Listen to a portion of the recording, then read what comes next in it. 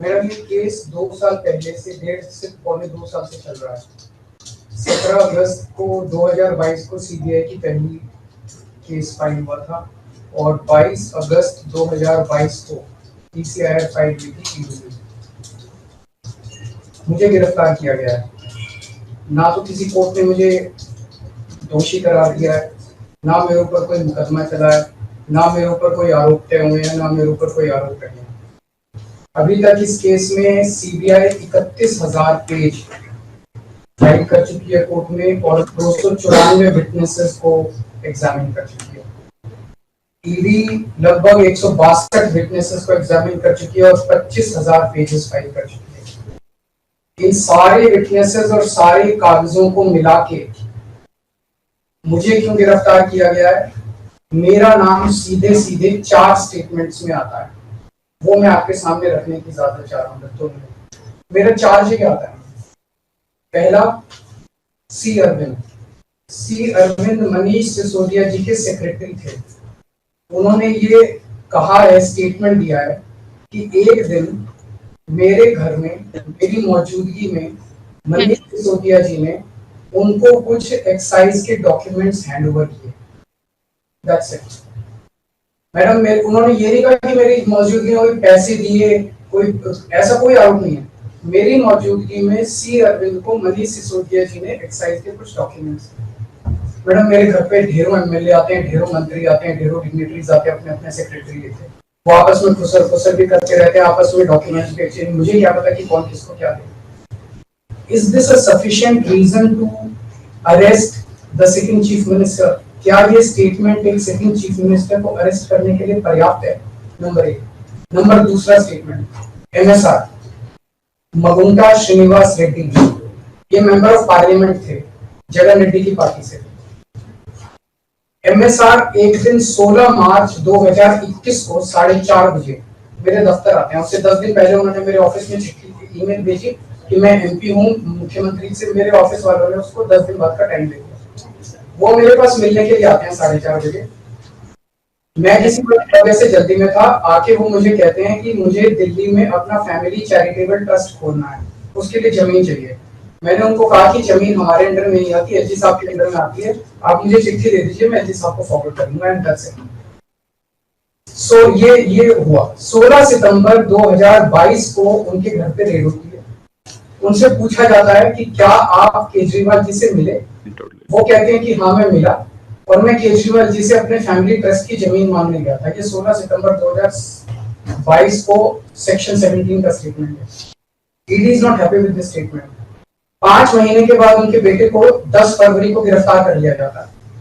उसके बावजूद भी वो अपने स्टेटमेंट पे कायम रहते हैं। उनका दोबारा गिरफ्तारी के बाद स्टेटमेंट लिया गया, वो कायम रहते हैं।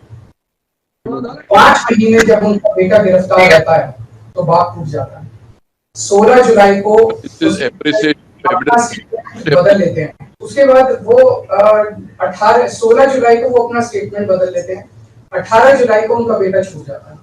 उसके बाद उनका कोई स्टेटमेंट नहीं होता। That's it. स्टेटमेंट पे स्टेटमेंट हो रहे थे जब तक वो अपना स्टेटमेंट मेरे खिलाफ नहीं दे रहे थे। जैसे उन्होंने मेरे खिलाफ स्टेटमेंट दिया, बेटा भी छूट गया, स्टेटमेंट होने भी बंद हो गए और 3 अक्टूबर को उनका माफीनामा भी हो गया। Mission accomplished. इसका मतलब ईडी का मिशन केवल और केवल मुझे फंसाना था। 3 सेक्शन 50 के स्टेटमेंट है मैम। तीनों से सेक्शन 50 के स्टेटमेंट है, they are equal in the eyes of the law. तीनों बराबर है, तीनों की ग्रेविटी सेम है। तो उसमें से एक स्टेटमेंट के तवज्जो क्यों दी गई? क्या जांच की गई है जानने के लिए उसमें से एक ठीक है और बाकी 2 गलत है? जो 25,000 पेज ईडी ने फाइल किए हैं कोर्ट के अंदर, उन 25,000 में जो केजरीवाल के खिलाफ वाला स्टेटमेंट है केवल वो लगाया गया, बाकी दोनों स्टेटमेंट दबा दिए गए। क्यों मैम? कोर्ट के सामने तीनों स्टेटमेंट लाए जाने चाहिए थे ताकि कोर्ट डिसाइड कर ले सच्चाई क्या है। चलिए ठीक है। 1 मिनट मैम। तीसरा स्टेटमेंट है उनके बेटे का, राघव मगुंटा से 16 सितंबर को उसके घर पे जब रेड होती है उनसे स्टेटमेंट लेते हैं कि says whatever his father had said. उसके बाद 10 फरवरी को उनको अरेस्ट किया जाता है। उसके बाद उनके 5 स्टेटमेंट्स होते हैं। पांचों स्टेटमेंट्स में वो वही बोलते हैं जो पहले बोला। फिर 5 महीने तक वो जेल में रहते हैं।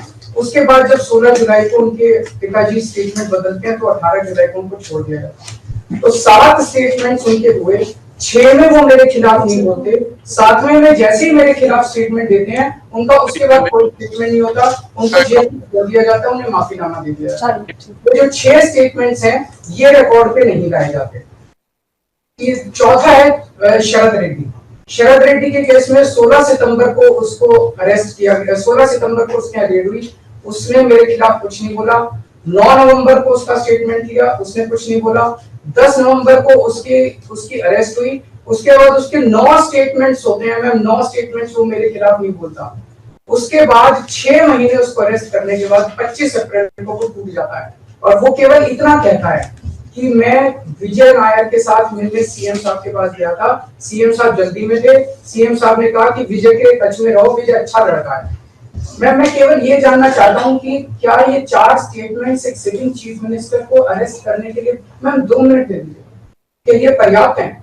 नंबर 1। नंबर 2, जो 30,000 पेज फाइल किए गए हैं, ये 30,000 पेज के अलावा 1 लाख पेज ईडी के दफ्तर में जो हमारी बेगुनाही के सबूत है मैम, उनको कोर्ट के सामने नहीं लाया गया। ये दूसरी बात मैं ये कहना चाहता हूँ, ये शराब घोटाले का पैसा आखिर है कहाँ, जो शराब घोटाला कहा जा रहा है मैम, ये आरोप लगाया जा रहा है कि 100 करोड़ रुपए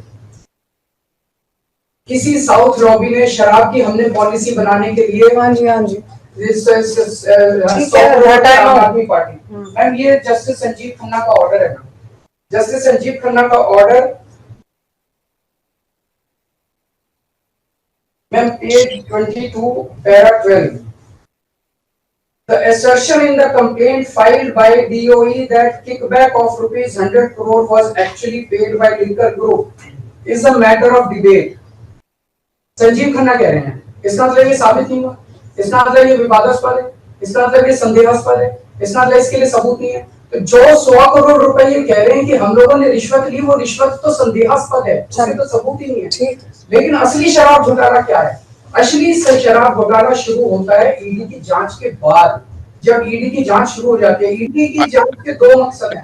एक स्मोक स्क्रीन क्रिएट करना पूरे देश के सामने, आम आदमी पार्टी ने चोरी की है, आम आदमी पार्टी भ्रष्टाचारी है, आम आदमी पार्टी ने शराब घोटाला किया, और उसके पीछे एक्सटॉर्शन रैकेट करना जिसके जरिए वो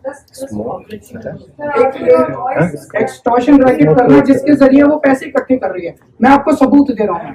शरद रेड्डी के केस में शरद रेड्डी को बेल 2 वजह से मिली। एक, शरद रेड्डी ने मेरे खिलाफ स्टेटमेंट दिया और शरद रेड्डी ने अरेस्ट होने के बाद 55 करोड़ रुपए का चंदा बीजेपी को दिया, 55 करोड़ रुपए के bonds arrest. So he got his bail ma'am, he got his bail. Now the money trail is clearly established. Money trail is clearly established. Ma'am, just last 1 minute. Last 1 minute. The money trail is established, ma'am. उसने अपनी bell arrest होने के बाद 55 करोड़ रुपए का चंदा BJP को दिया, बीजेपी के अकाउंट में सीधा गया। मनी ट्रेल इज एस्टैब्लिश्ड और यही पूरी जांच का मकसद था। एक तरफ आम आदमी पार्टी को क्रश करना, एक स्मोक स्क्रीन क्रिएट करना, भ्रम का पर्दा और पीछे से एक्सटॉर्शन करना। Thank you.